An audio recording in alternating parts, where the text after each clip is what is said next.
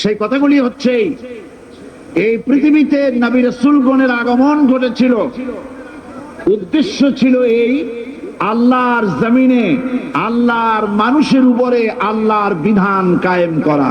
এটাই ছিল নবীদের আগমনের উদ্দেশ্য। আর শয়তানের আগমনের উদ্দেশ্য ছিল আল্লাহর বিধানের পরিবর্তে ধর্ম নিরপেক্ষ মতবাদ কায়েম করা। এজন্য পৃথিবীর কোন নবী, কোন রাসূল ধর্ম নিরপেক্ষ ছিলেন না, সবাই ছিলেন ধর্মের পক্ষে। রাসূলুল্লাহর অসংখ্য সাহাবীদের মধ্যে একজন সাহাবীও ধর্মের ব্যাপারে নিরপেক্ষ ছিলেন না।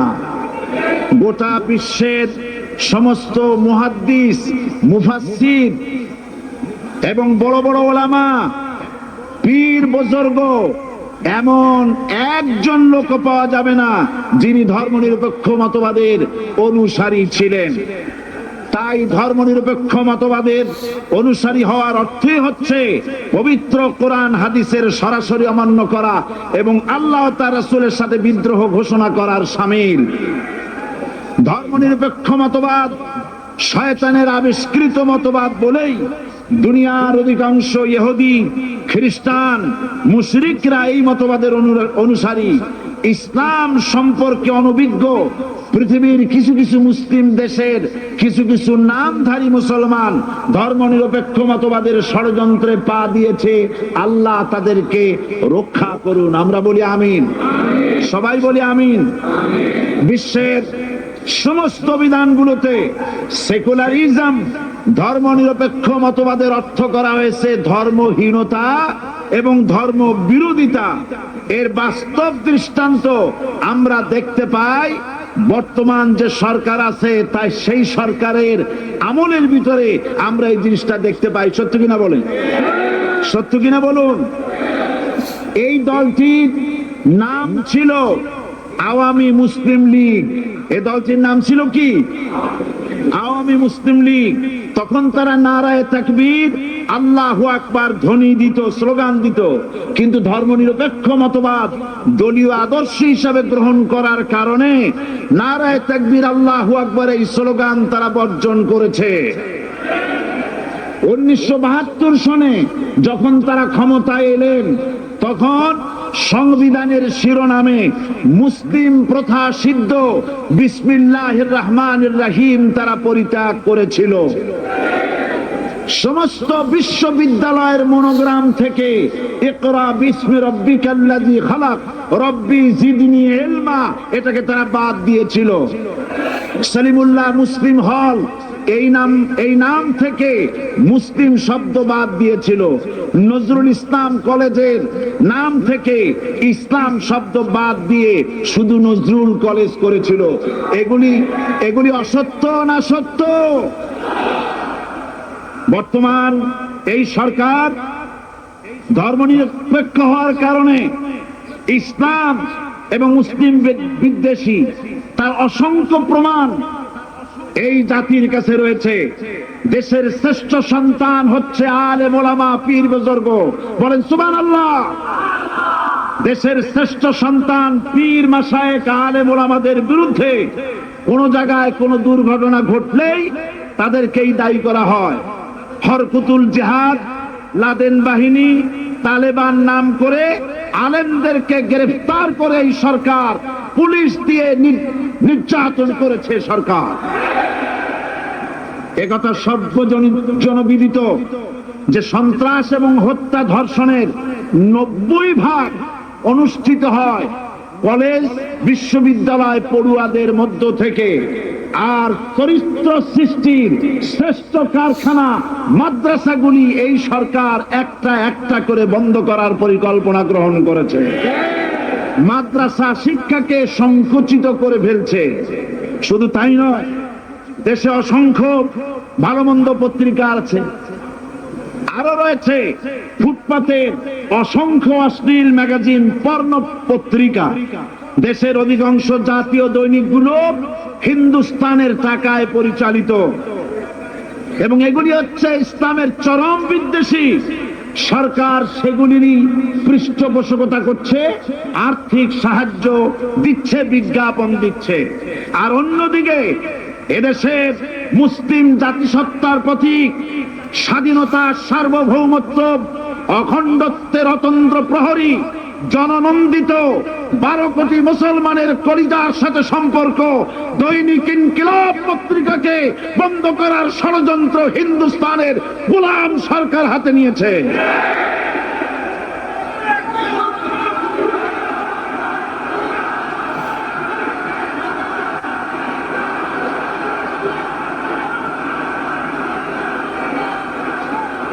সরকার বস্তুনিষ্ঠ সাংবাদিকতায় ভয় পায়, ইসলামের পক্ষে কথা লিখলে ভয় পায়। এজন্য তারা দৈনিক ইনকিলাব এবং তার পরিবারের গায়ে হাত দেওয়ার প্রস্তুতি নিয়েছে। দৈনিক ইনকিলাবের সম্পাদকের গায়ে যদি হাত দেওয়া হয়, ইনকিলাব যদি বন্ধ করে দেওয়া হয়, সারা বাংলাদেশ অচল হয়ে যাবে।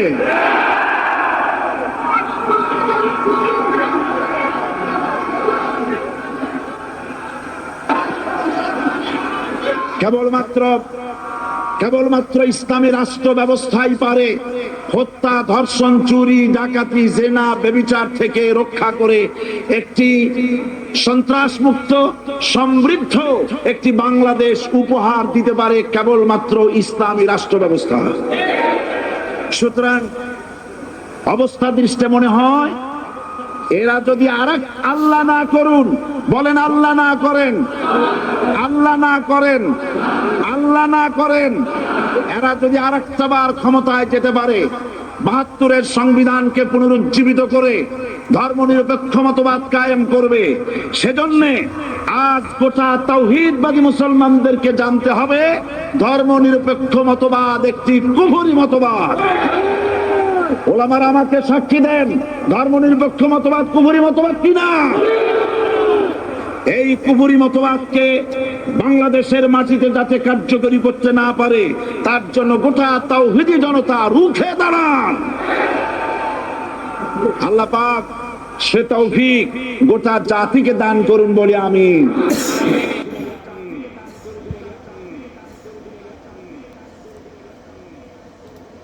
যারা মানুষের উপরে জুলুম করছো, আলেমদেরকে ধরতেছো, মুসল্লিদেরকে ধরে ধরে জেলে ঢুকাচ্ছ, সময় আসবে এমন ইন্দুরের গর্ত অপমানা পালাবার জন্য।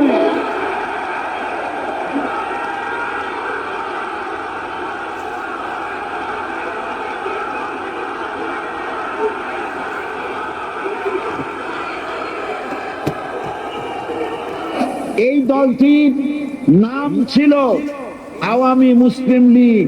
এই দলটির নাম ছিল কি? আওয়ামী মুসলিম লীগ।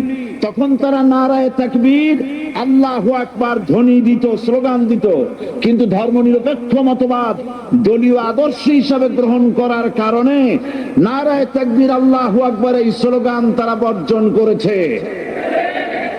1972 সনে যখন তারা ক্ষমতায় এলেন, তখন সংবিধানের শিরোনামে মুসলিম প্রথা সিদ্ধ বিসমিল্লাহির রহমানির রহিম তারা পরিত্যাগ করেছিল।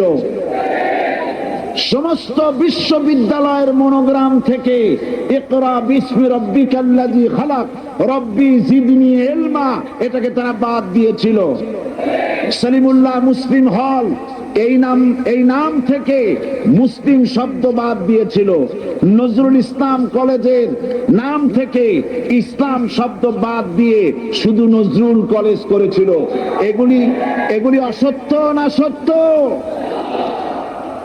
বর্তমান এই সরকার ধর্মনিরপেক্ষ হওয়ার কারণে ইসলাম এবং মুসলিম বিদ্বেষী, তার অসংখ্য প্রমাণ এই জাতির কাছে রয়েছে। দেশের শ্রেষ্ঠ সন্তান হচ্ছে আলেম ওলামা, পীর বুজুর্গ, বলেন সুবহানাল্লাহ। দেশের শ্রেষ্ঠ সন্তান পীর মাশায়েখ আলেম ওলামাদের বিরুদ্ধে কোন জায়গায় কোন দুর্ঘটনা ঘটলেই তাদেরকেই দায়ী করা হয়। হরকুতুল জিহাদ, লাদেন বাহিনী, তালেবান নাম করে আলেমদেরকে গ্রেফতার করে এই সরকার পুলিশ দিয়ে নির্যাতন করেছে। সরকার দুশ্মনের শক্তিটা খুব বড়ই দেখা যায়। মনে হয় যেন অনেক বড় কি জানি কি। আল্লাহ পাক বলছেন ইন্না কাইদাশ শায়তানে কানা দাঈফা, শয়তানের চক্রান্ত যতই তুমি মনে করো অনেক ষড়যন্ত্রের জাল বিস্তার হয়ে আছে, আল্লাহ কয় কিছুই না, দাঈফা অত্যন্ত দুর্বল। আগুনের ভিতর থেকে আওয়াজ বেরিয়ে এলো, নমরুদ আমার ভিতরে দাহ্য শক্তি, জ্বালানো শক্তি আছে কি নাই যদি প্রমাণ করতে চাও, টেস্ট করতে চাও, তুই নিজে আয়, তোরে সুদ্ধা তাম দুনিয়া জ্বালাই দিতে পারি, ইব্রাহিমের এক গাছা পশম জ্বালাইতে পারি না। বিশ্বকবি আল্লামা ইকবাল কি সুন্দর করে বলেছেন, আজ ভি হো তু ইব্রাহিম কা ইমাম पैदा आग कर सकती है एक अंदाजे गुलिस्तां पैदा। ইব্রাহিমের ঈমান যদি আজও কোথাও হয় বিদ্যমান, করতে পারেন অগ্নিকুণ্ডে খুবসুরত এক গুলিস্তান। এখনো যদি ইব্রাহিমের সন্তানদেরকে আগুনের মধ্যে ফেলে দেওয়া হয়, আর ইব্রাহিম ইমাম যদি থাকে, আগুনকে ফুলের বাগান বানাবার ক্ষমতা আল্লাহর আছে। রাষ্ট্র শক্তি, তাদের হাতে অস্ত্রপাতি তো খুব শক্তি, আর তারা একবার ক্ষমতায় যায়, ওরা মনে করে এই ক্ষমতা থেকে আমাদেরকে কেউ নামাইতে পারবে না। বিংশ শতকের শ্রেষ্ঠ মুজাদ্দিদ আল্লামা সৈয়দ আবুদুল্লাহ মওদুদী রাহমাতুল্লাহ আলাইহি তিনি এক জায়গায় লিখেছেন, স্বৈরাচারীরা তার পতনের সমস্ত ছিদ্র বন্ধ করে, কিন্তু একটা ছিদ্র বন্ধ করতে পারে না, মনের ভুলে সেই ছিদ্রটা থেকেই যায়, যেই ছিদ্র দিয়ে আসলে তার পতনটা হবে। ক্ষমতায় গিয়ে মনে করে চিরকাল ক্ষমতায় থাকবো। গাড়ির চাকা সব সময় উপরে থাকে না, গাড়ির চাকা সব সময় উপরে থাকলে গাড়ি তো চলবেই না, গাড়ির চাকা ঘোরে বলেই তো গাড়ি চলে। সুতরাং এই উপরে তোমার চাকা উপরে এখন আছে বলে, তোমার দলের চাকা উপরে আছে বলে যারা মানুষের উপরে জুলুম করছো, আলেমদেরকে ধরতেছো, মুসল্লিদেরকে ধরে ধরে জেলে ঢুকাচ্ছ, সময় আসবে এমন ইন্দুরের গর্ত অপমানা ফেলাবার জন্য।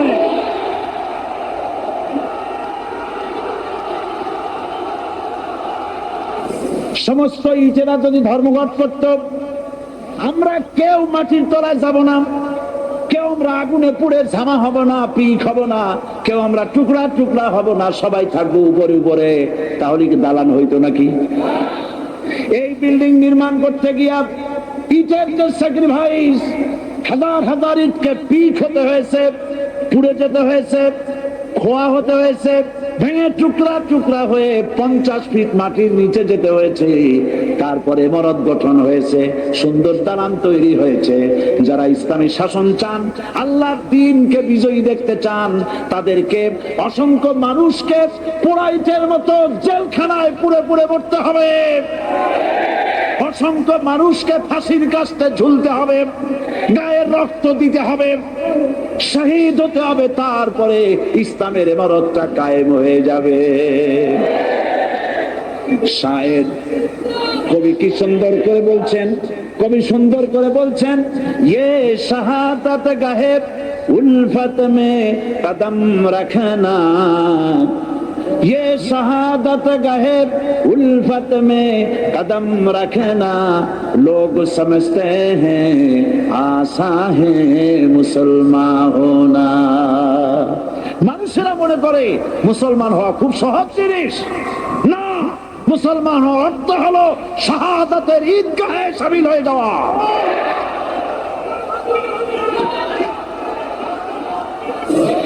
আমরা নাকি ধর্মের নামে রাজনীতি করি। আমি বলি ধর্মের নামে আমরা রাজনীতি করি না, আমরা ধর্মীয় রাজনীতি করি। কথাটা বুঝে আসছে কিনা? ধর্মের নামে রাজনীতি তো সেই ব্যক্তি করে 1996 সনের নির্বাচনের আগে যিনি মাথায় পট্টি বেঁধেছিলেন, যিনি শপথ গ্রহণের সময় হাতে তসবিহ পড়েছিলেন, ধর্মের নামে রাজনীতি তিনি করেছেন। আজ অনেকগুলি ডিগ্রি পেয়েছেন তিনি, অনেকগুলি ডিগ্রি পেয়েছেন। কয়টা? মুখস্থ হয়ে গেছে আপনাদের।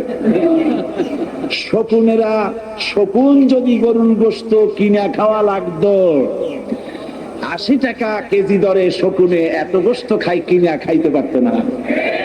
লেখাপড়া করে যদি ডিগ্রি নেওয়া লাগতো এত ডিগ্রি কপালে জুটতো না।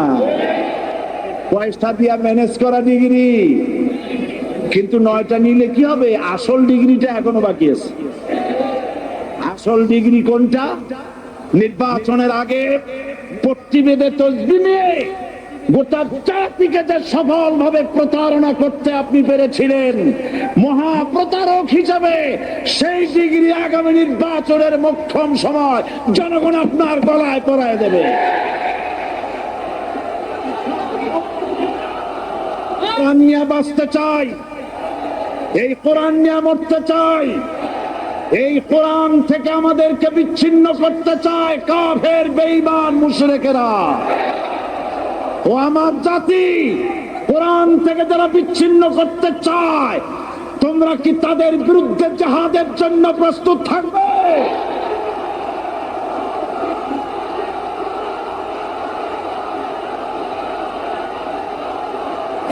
আজ আমাকে কথা বলতেই হবে ইনশাআল্লাহ, কারণ আগামীতে আবার আপনাদের সাথে দেখা হবে কিনা আমি জানি না। কথা বলতেই হবে। কেউ দাঁড়িয়ে থাকবেন না। আমি দেখতে পাচ্ছি বাংলাদেশের ভাগ্য আকাশে উত্তর গগনে কালো মেঘ জমা হয়েছে, ঝড়ের পূর্বাভাস লক্ষ্য করছি। যদি মোকাবেলা করতে না পারেন সক্ষম ভাবে, এমন